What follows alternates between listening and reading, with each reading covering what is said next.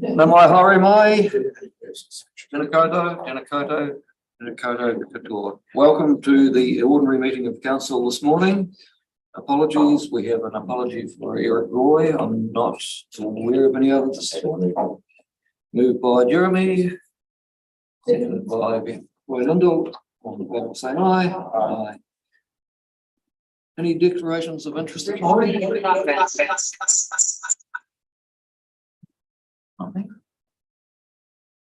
I'm not aware of any. Item 4, public forums, petitions, deputations. Also not aware of any this morning. So we'll move to item 5, which is the confirmation of minutes for the ordinary meeting of council of July the 12th. I should be registered as an apology. We can manage that. Is that? I don't see. All right, I am there, sorry. Yep.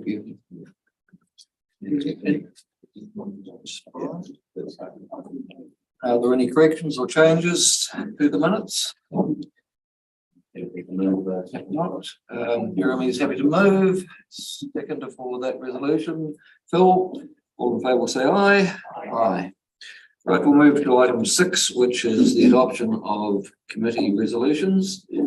The first one is the Chief Executive's Review Committee meeting of the 12th of July.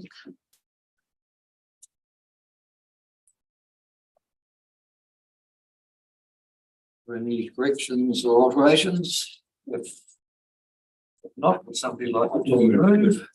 Moved by Neville, seconded by Paul. All in favour say aye. Aye. Right, the second is the strategy and policy meeting of the 2nd of August. Linda, would you like to comment on your meeting? Just to reinforce the wide range of reports that we received. Really comprehensive meeting. It's been particularly a long day presenting reports to us. So then we can move the Moved, seconded for that. Bill, further discussion? We'll put the motion, or Peter, will you go? We'll put the motion, all in favour say aye. Aye. Right, we'll move to the regional services meeting also of the 2nd of August. Peter, would you like to comment on your meeting? Yes, Mr. Chair. There's a couple of notable items, really. A presentation on all our facility projects. And it's a shame Alistair wasn't here to hear that presentation. Did you hear that? Here, and quite a comprehensive biosecurity and biodiversity. It's the annual report. So, very impressive actually report, and I think it's one thing. If I can just make some quick comment here, is that the bandwidth of the work that goes on around biosecurity and biodiversity in this province probably is not recognised. That work that's not always quite tangible, but it's working with small groups and partnerships around collaboration. So it's quite impressive. So they were 2 notable items. So look, I'll note that report anyway. Okay. Moved by Peter, seconded by Paul. Any further comment or question, Peter? If not, I will put the resolution. All in favour will say aye. Aye.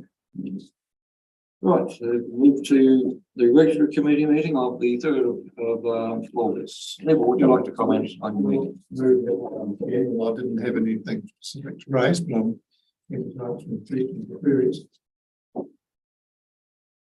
Neville, any questions? Well, just a matter of who was there and who wasn't there. Yeah, I'm not recorded as being present, but I am recorded for seconding the holiday, so I must have been there.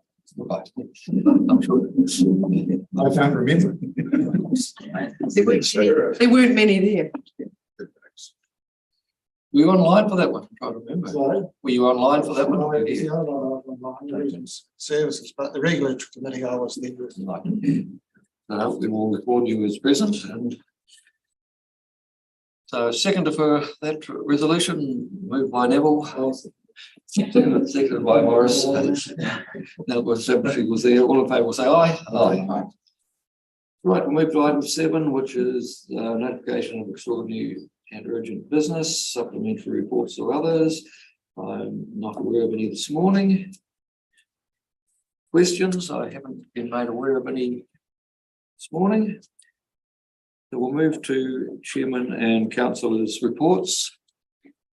Happy to answer any questions on any of the activities I've been involved with. We have a number of reports there on, and I know Phil did one.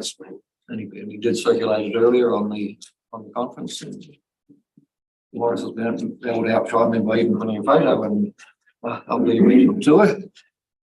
But just commenting on that tour, it's a pre-conference tour that the regional council runs. They're always really good value, and that we tour through the region and have a look at items of interest. But you get to have conversations with other regions, and I actually thought Morris's last comment was quite apt, that he didn't think anybody was further ahead in the water space or regulatory space than anybody else. And I think at times we beat ourselves up, but when you talk to others, we're all dealing with the same issues. And actually, we're one of the first cabs off the rank, really, as far as Clanchurch to Otahi goes. Sort of neck and neck. Otahi might be slightly ahead, but we actually are going to be the ones that go for the stormy waters, and others will use that template going forward. But Morris, not Morris, Robert, then Peter. Thanks, Mr. Chairman. Yeah, just wondering about you were involved in discussion with Dr. William Rolls about his views on genetically modified organisms and so on. I'm just wondering, in your group, was there anybody who held his feet to the fire and challenged him on his views about GMOs, or was it a compliant audience swallowing nuts? I think there was a few questions, and he was really stressing the importance of having checks and balances. But some of the examples he gave in medical research, actually, how things were very interesting. And I had no idea that just out of Timaru there was a laboratory doing so much work, actually. Everything from COVID vaccinations to this gene editing technology was actually quite fascinating. And I think we all got a quick physics update, but it was very interesting. And Morris might want to comment on that as well, because that was only one part. We one or two questions actually. There's quite a few Liberal councillors there. The chairman of number 2 Horizons Regional Council, a woman who's I would say will be in that camp, along with you and I maybe. But and the chairman of the Taranaki Regional Council is a woman. It's very progressive, and yeah, I think there were one or two questions. Or was a guy from number 2 Horizons, not the chairman, but another one who pushed back a bit on that. I can't remember the exact words. But no, William is very switched on guy, so you're not. Yeah, the question of genetic modification is something that will probably come up a bit more in the future. So it was a good presentation. Thanks. I've spoken with Dr. Austin past, so I know what it's like. But I wonder the differentiation point in terms of medical. Yeah, it's a very good idea, but I'm really referring to open ground in crops and animal that might have been modified by GMOs. But thank you. It's a really good group, and as I say, everybody who goes on these tours gets a lot out of it from talking to other people, in the area. If we can go on another one again, that would be good. I'm sorry I didn't come to the annual meeting. That was going to be a bit boring for me, so that sounds quite good as well. Some things we have to do. Phil and I braved it. Peter, you had a question? Well, just a report, councillors report. Oh, yeah, okay. Mr. Chair. On the 18th of July, attended the Dipton Catchment Group's final field trip and field day around the Carbon Zero project. It concluded. So there was 5 farms that were modelled on their greenhouse gas emissions profile, and there was mitigations explored and costed around those. So a very difficult topic for a group of locals to take on, because we know the climate change has gone from a discussion around physics to one of political beliefs. So that's unfortunate, but it was quite a lot of bravery for those group of people to put themselves out. And we did get criticised. We had a high profile person, local body politician, that called it in a one-horse town and said that we were delusional on national radio. So that's another topic. I shouldn't have said that. That's what happened. But we found a small grouping of mitigations. We knew we were never going to find the big silver bullet that was never feasible. But the main thing is that we did something anyway in such a contentious space.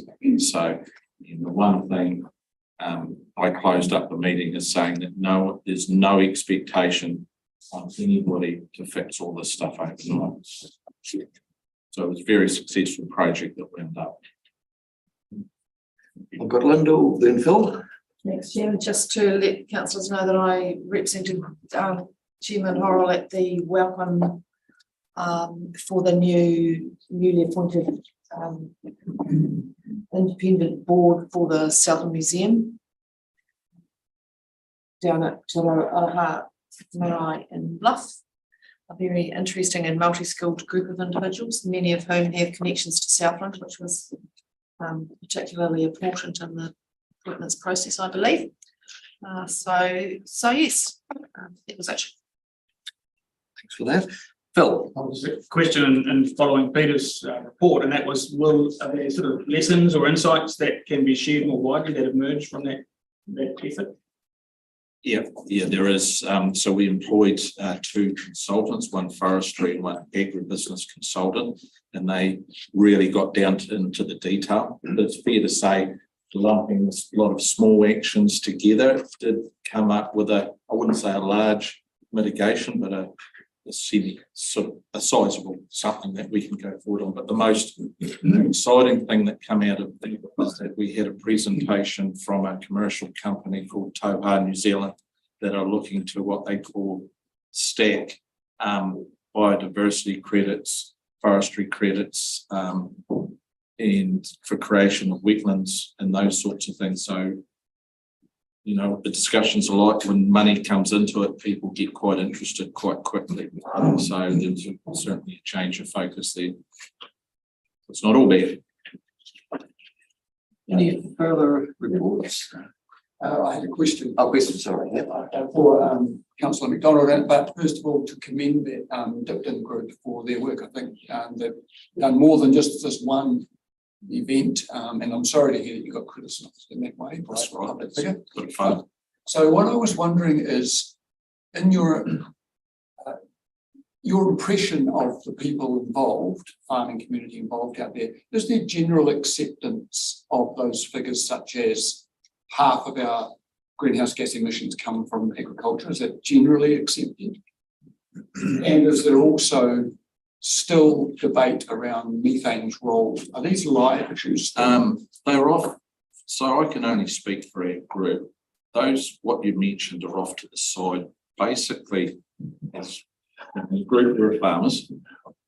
Farmers listen to the market, they listen to their processes, and they're telling us about Scope 3 emissions. They're saying that this is the way things are heading. So that's who we listen to. So there's a lot of noise on the edges, isn't there? Mm-hmm. So we listen to that and we've got a little big questions, but the reality is, who buys your product? That's who we listen to. Okay. Good answer, thank you. Any further questions or reports? If not, we will move on to item 10, staff report, and the first one up is the Chief Executive's report. Wilma, would you like to comment on? Excuse me, having fun with technology. Thank you, Mr. Chair. So in the last 6 weeks since we met, there's been quite a significant amount of work going on in the region. The report highlights a number of matters. Thank you to Councillor Rodway for his comprehensive report on the regional sector field trip. There really was quite an emphasis on that field trip on the management of wilding pines right throughout New Zealand, but particularly in the South Island. And we visited with Environment Canterbury the Mackenzie Basin, where they are really struggling with wilding pine control there, and talk through, what the strategies might be, given that there's been a significant reduction in funding in this area and the need for this control to continue. There's very strong business cases for the reason to maintain it.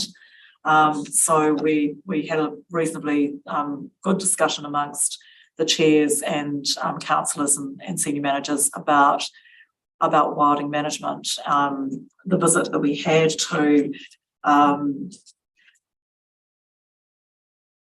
Temuka to look at the technology around using drones to control that was actually a really interesting way forward. An awful lot of the areas that we're facing are highly require boots on the ground. They're very steep. So to see the work that was going on in terms of using drone technology to be able to do precision spraying of wilding pines was actually really quite exciting as a way forward for us.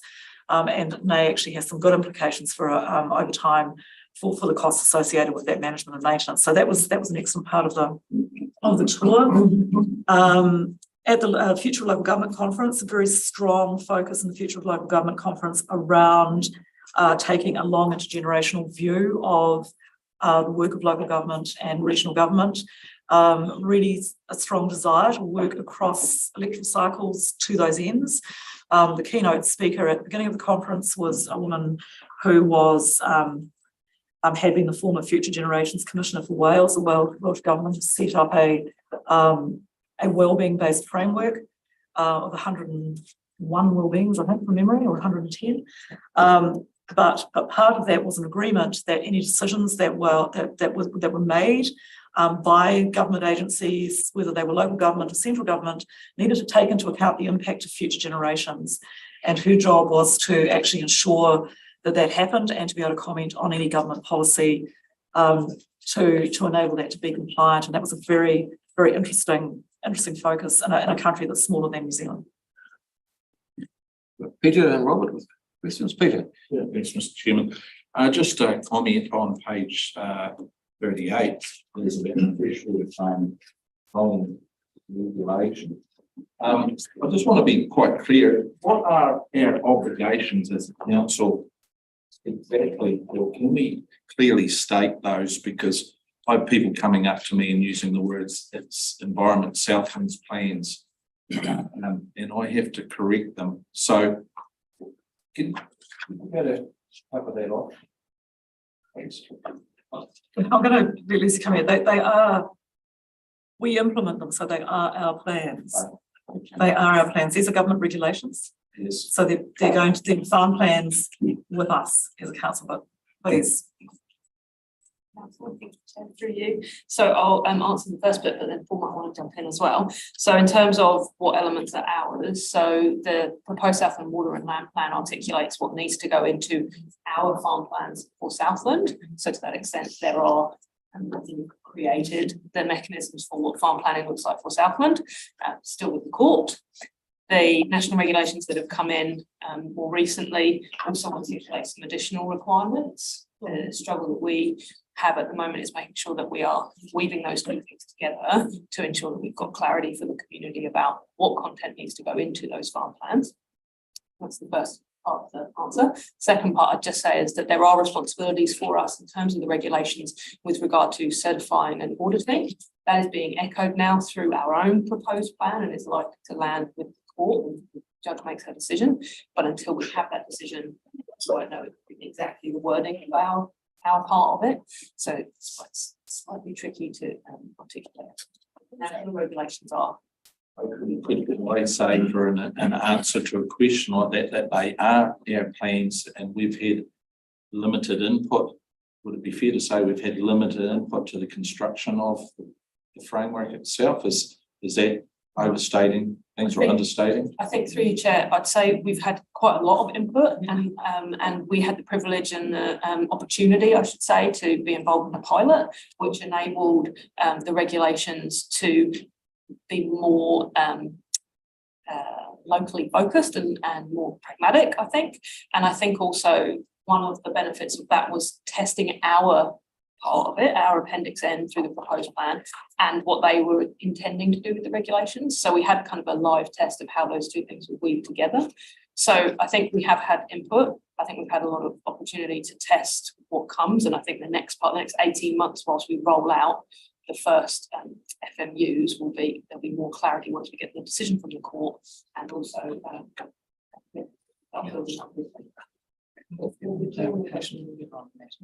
Yeah, so as council know, the first FMU was is at Arima and Fiordland, the islands, and so the CCVC, and Lucy will help me with this, it's catchment concepts, values and challenges. Initiative now available for people to look at. Our focus is moving to the starter pack. We talk about a template and information that will help guide people when they do the plans, but aiming for that to be available in October. And we will continue to sort of communicate progress of our farm plan work. And what is a really good idea as well is the workshop councils to bring the program together so you can see where we are at particular stages and the time frame. So I think it's a really good idea and something we'll fast track. Thank you. You want to clarify, Madam Lear? I do. Sorry, just to your question though, Peter, I just want to be really clear. There aren't two farm plans. And so the question of how did we get to the various pieces that are coming together in the farm plans, these will be our farm plans. Yeah. There will be one farm plan. And look, just one of the things that's been a huge frustration to me was the non-disclosure agreements that our staff, who have been very helpful, had to sign. They were not able to tell us in advance, and I have great frustration with that, and hence is one of the reasons we don't know as much as we would like to. But those plans have to go together, and So there's no governance oversight around that decision making on those approaches on the NFB. They went straight to staff. Is that correct? I think as we've been appointed one of the pilots, I believe if we go through this process and find things that are unhelpful, that we are in a position where we can push back and say, look, we've done it before, we understand the value of farm plans, but if Parliament turns out not to be helpful, I'm sure we will be. So the question still remains. Yeah, I'm focusing on your question. So I think there has been, I think that the non-disclosure agreements have been problematic in the past, and I think councillors, I've discussed this with you before.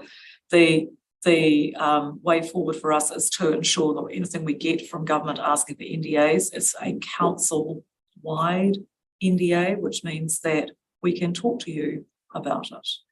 And so that has been, we've had meetings with the ministries and we've discussed this with the chief executives and central government, and that is the way forward, because I think that this has been problematic in the development of a lot of pieces of regulation that individual people have been bound by these NDAs, and they've not been able to be discussed more broadly in organisations, and certainly not with governance. So that's our intention going forward, is that there's no NDAs to individuals, that NDAs come to the council as an entity, which means we can discuss them with you. My supplementary, I'm sorry here, but I would just like to make sure, hopefully in the future, that our chairman and our chief executive have full oversight around these. Yeah, for exactly that reason. Thank you. Thank you. I've got Robert, Jeremy, then Alistair. Robert. My question's been And asked. that's it. Jeremy. I'll just carry on from Peter and freshwater farm things is, and just make the point of there has been no governance oversight into these things under the non-disclosure documents. With it's been implemented though now, are we able to, while the process was on, will there never be discussed how we got here? As in the feedback, working together, there's obviously documents. Are they locked away for good now, even though implemented? No, so this is Can we see how we got here now? That's the question I'd like to see. I don't see one. Yeah, I'm just working, I mean, there is role that was being outlined so we can understand what was bringing the South and context into this and understand, so we can tick off, saying, okay, is this how we can see that right question were asked? Then we can give it a governance oversight. At the moment, it's like technically we didn't have much input into it, well, yeah, none. Well, do you want to answer that? 'Cause So, Through Chair, I would just say that there's no, we can definitely share the story of how we've got to where we've got to in the documents. I think there's some elements that would still be covered, but we can talk through that, and as Paul's alluded to, a workshop would be a helpful way to do that. I just also note though, and in response to Councillor McDonald's point before, that what is contained in our plan was crafted from our processes, and the two things do quite closely align. What's been progressing through the Environment Court process has been ensuring that the two aren't out of step. So the additions of the certifier and the auditing role is now within our plan as well. So will likely be. And so there isn't kind of, and to Wilma's point, there's not going to be two plans. There's Southland Farm plans and there's national regulations that sit alongside what our own plan requires us to do. I think the only additional point I'd make in terms of rollout, sorry to go back to Councillor McDonald's question, but farmers in the first FMU have 18 months before they need a plan to be certified. The responsibility on councils is to make sure that they have a certifier on board by the 1st of November in order for any farmers who are ready to go and want to go through the process, they can start that process from that period onwards. But 18 months from the turn on of the regulations before farmers need to have a certified farm plan under the national regulations. So as we've talked about lots, fair amount of water under the bridge to come in terms of what the plan change might do, but also what the Environment Court is going to do with our part of it. So I think, yeah, I'm happy to talk a lot more about how we've come forward. And I think this will be workshop, but Alistair then John. I think that to get this across the line and to get everybody working together, because we're getting feedback coming from out there, you've got the information that's sitting in here and we're not meeting. And really when you look at it, the information that's coming from out there is pretty radical. In some cases, you know it's not right, but you've got to be able to answer it somewhere. But if you've got a big hole, you can't answer it. So we've got to start working pretty closely with these things, in fact, to get in front of it. And we're going to have a whole lot more of these things. That's just been dumped on us by the government, as I see it. But we've got to work really closely and understand and share everything. So we're working really hard to be ahead of all the timeframes we need to be ahead of. And there's an element of we've really had to pull stuff together because, it's happened, some of the timeframes have happened to us. I can say I'm really quite happy that we managed to get the CCVTO up the time we were supposed to. As I said, the starter pack is in development and should be released. Your point is not lost on me. The communications of where we are, what stage we're up to, what does this mean for people in Bremer? I can say with all certainty we're not that far away being able to communicate that quite clearly. So it's just a case of pulling the right information together, being able to go out. It's not only the Aparima, there's other people that elsewhere and they do communicate. Well, and our communication should be regional. It shouldn't just be long. So your point is not lost on me, but we're not that far away from being able to be quite clear about our process steps and timeframes. John. Are we clear on where these farm plans are going to end up? Like, lots of people in the community think, I get a farm plan, tick it off, we're done. That's just the start of it, isn't it? So are we being absolutely clear where this is going to be in 10 years' time, whether it's going to hold all your consents or you're still going to have a consent for your land use or how that's going to look? Are we being... Through your chair, my answer to that question would be two parts. One, it depends what the judge does with us in the Environment Court, because the content of Appendix N and how it connects back to the wider rule framework is complicated, and we need to have her decision so that we can answer that question comprehensively. But the second part of my answer to your question would be the plan change gives us an opportunity to do more, to change what we And to your point, the whole point of the farm plan process, as I understand it, was the living documents, they're not on shelf, they're actually part of the and then the risk management, so they need to be constantly updated and looked at for the intentions that are key tools to be help manage what you need to manage. Time. Jeremy, did you have a question? Just thought I did have another question there before. When you're indicating South and Water Land Plan, trying to make sure we join it all up with the plans, plans. Effectively, though, the government mandated one, Freshwater Farm Plan will override whatever that is, will be what our water and land plan would have to be anyway. And technically, well, I mean, we talk about farm plans, but they're consents anyway. They're going to be a consent for every farm because of the strictness of them. So is that correct? Like they've got the influence. So they don't technically override our plan. If the farm plan regulations were more stringent than our plan, then the stringency rule would apply. But our Appendix N proposed plan has got more content and is likely to be more stringent than the national regulations. The additional parts around the certifying and the auditing, we need to make sure that there's one process for those one plans as opposed to 2 lots of certifying and 2 lots of auditors for Southland farm plans and the national farm plans. So no, they doesn't overtop us. It's a matter of stringency where there's more. But that's a good point, but we don't know what. Yeah, we don't know what. Just to be clear about the Appendix N part and Chairman Crowell and I were tied with the other day. We wanted farm plans. They are a useful tool. That's why Appendix N exists. Appendix N has been strengthened through the court process, like the rest of the plan has been too. But what we will end up with will be able to dovetail into what the national regulations do. We need to make sure the two things are aligned, not separate. And then to the point, there will be an opportunity for us to make sure that the future of farm planning for Southland reflects what the council wants moving forward with the plan. Right, Peter, but I'll just want to change the subject. good, yeah.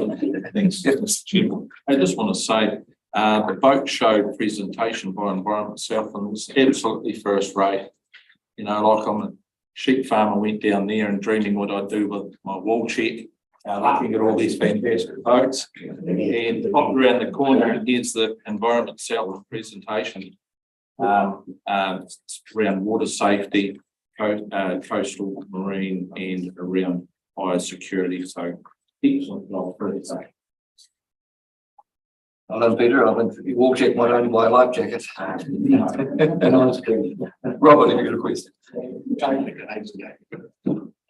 Under catchment integration, there's a paragraph about the Southland Riparian Planting Project. In it, it says, good progress to see all of Southland waterways connected by riparian plantings. Is that literally their code number? Is that written down somewhere, or is that just a kind of explanation? I don't know. Is that what you're working to? Is that what you mean? Is that your intention? Yes, yeah, welcome one. It's definitely, we've got in our project plan. Exactly that. However, be nice to probably formalise that with that going forward, because at the moment we're just sort of focusing on obviously getting the ground and getting landowners to know about the project, and then going forward we'd like to obviously work with the Freshwater Farm Plans, catchment context, and create some pathways or connect the waterways to. So it sounds fantastic. We're using our imagination. We see every waterway in the south lined with riparian plants. That would be a fantastic goal for the South Riparian project. We're in the year 2, so we're sort of doing a a 3-year phase within the project. Yeah, feet on the ground, it's quite highly administrative, so systems, and then we're quite keen to look at some things things to grow it. But to say it's a landowner driven program that we support with access to plants. But the idea being that the first, as Craig says, the first 3 years was proving the concept of the work. You've got a mechanism in terms of landlord wanting to do the work, plants in the nursery, being able to put that stuff on the ground. So with the I presume with the LTP, it's not a chance to have a conversation around what you do with the subject matter. Intentionally, apparently still had a role to wholesale cost price for the landowners, including the plant guards at just Canterbury, because we need those success. And then what we have an agreement where they maintain those plants for 5 years, but that's the key to get the native plants established. But no plants, no trees.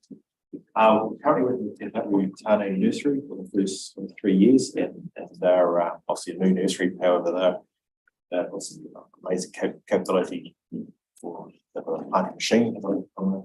They can do picking.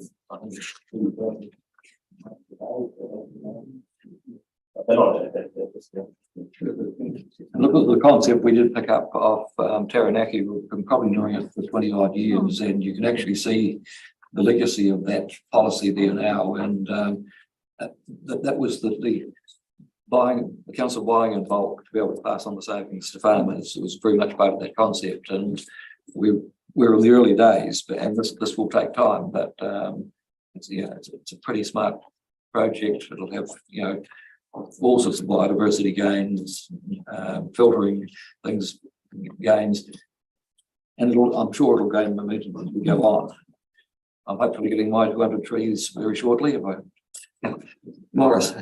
Well, thanks, Mr. Chairman. On page 43, there's a comment under consent consultants forum, and I just wondered who these people were. And I wondered whether this forum was an opportunity to get the message out about things like Freshwater Farm, where we're at, and just from what Alistair says, and there's a bit of uncertainty in the community, and just is this another forum to get the message out as to what's going on?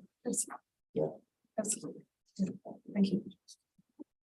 Mr. Chair, yes, you are correct. That is another forum to get the message out. We have regular consultants, obviously, that submit applications constantly to us, and we reach out and have this meeting every month off agenda topics. We have had feedback that compliance coming along and feeding back as well across that, and we do exactly that, feedback messages, and they are really well receptive to that. And you can be assured our freshwater farm plan, comms plan includes the consultants for it. So you can be sure that will happen. Thank you. Lyndall then Paul. Thanks, Chairman. Page 46 under people and capability. Noting that delivery of Rowley is coming up in September. I wonder if that's an opportunity for us to, councillors, to have some time with Mike and to understand the use of Kalakia and Whakakoki in our meeting process, and perhaps be given an opportunity to agree on or find some standardised meeting protocols so that all committee chairs and deputy chairs have some training and are comfortable to make some of those endeavours as we go forward. Yes, thank you. No problem. Paul. Yes, thank you, Mr. Chair. On page 48, there's a report regarding emergency management settlement. The EMS team took the alternative controllers in the Milford Sound to familiarise themselves with the location. I was already asking questions regarding civil defence and local coordinators. Is this, I just don't understand, in our area of Fiordland, alternate controllers, is that our local coordinators for emergency management? That's the people who are potentially controlling here. Yeah, Through to that region. through for the entire region. So we train people to be multiple controls. In fact, one of them is sitting next to you at the moment, and so she can tell you what she would. Do we have, do we have a local coordinator for emergency management in the Fielding region?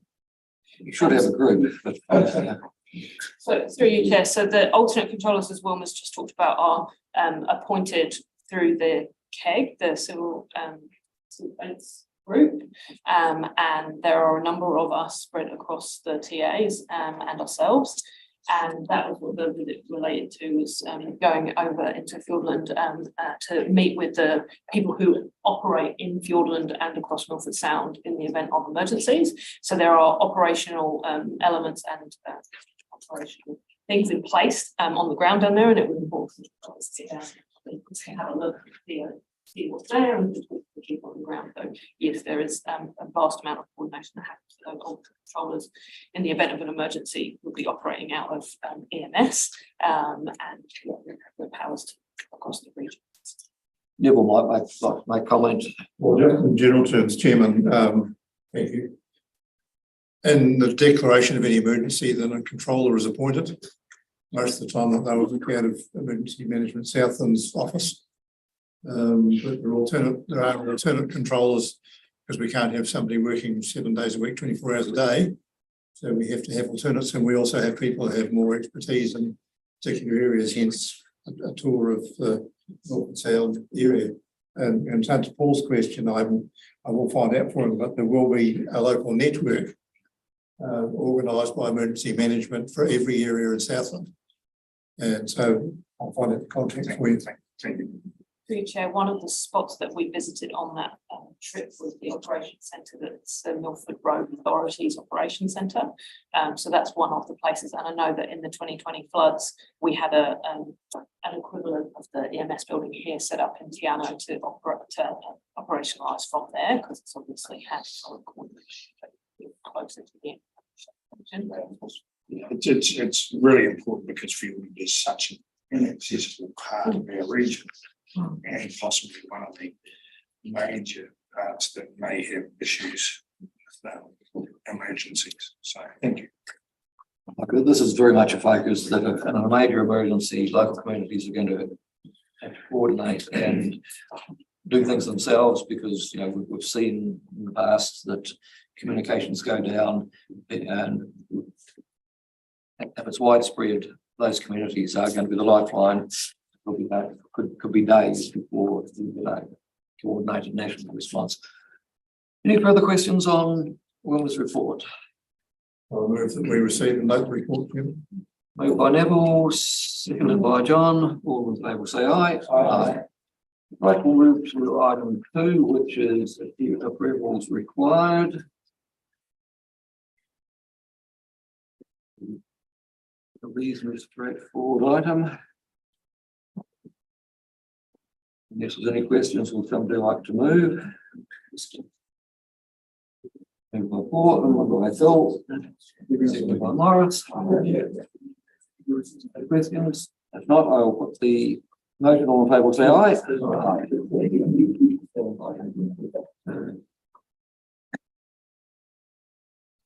My jumping ahead, actually, is there any additions to the council's meeting schedule?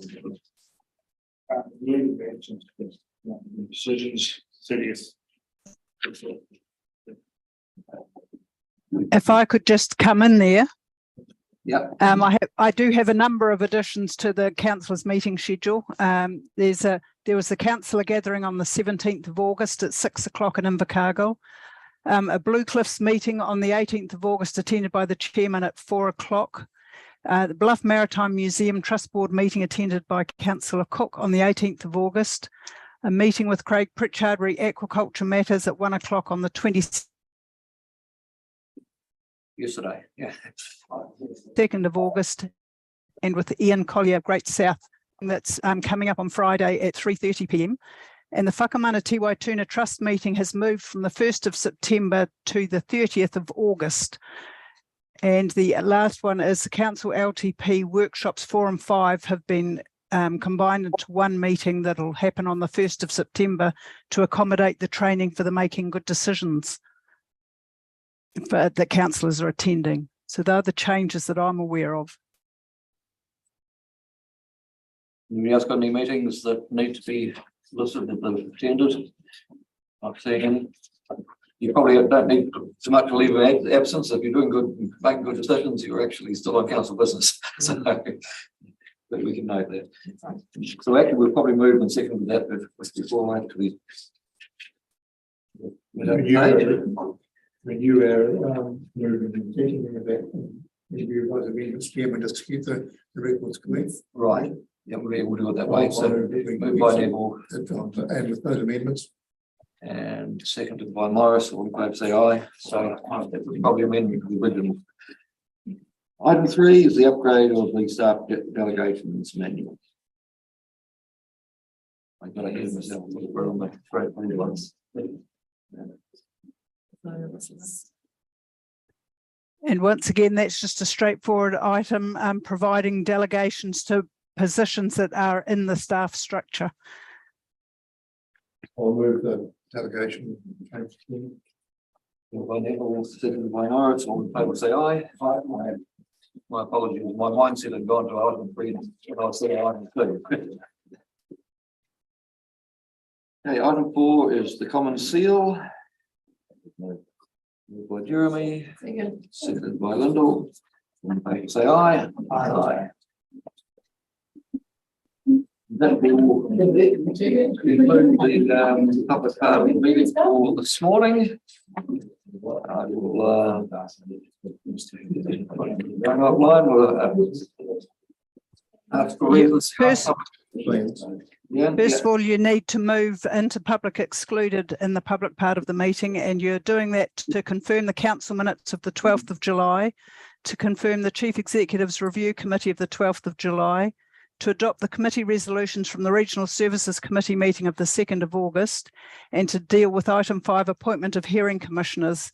And your grounds are sections 72J, 72H, to prevent the disclosure or use of official information for improper gain or advantage, and to allow council to carry out commercial activities without prejudice or disadvantage, and to protect the privacy of natural persons.